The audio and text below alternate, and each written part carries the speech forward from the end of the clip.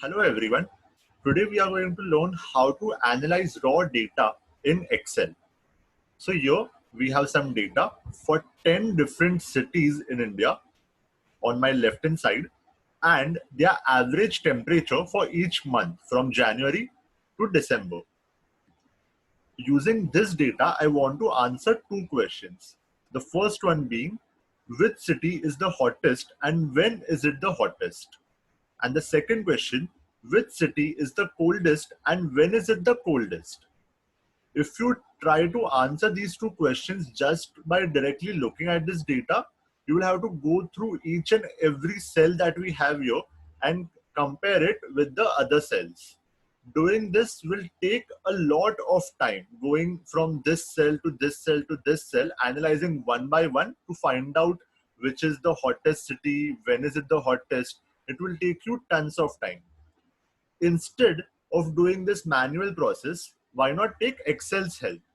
Using the tool of conditional formatting in Excel, we can make our work easier.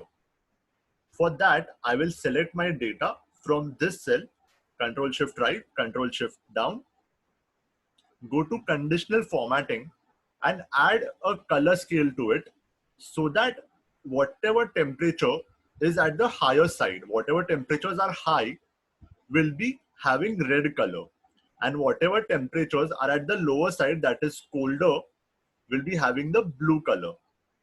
So now I can visually see that this zone is particularly extremely red.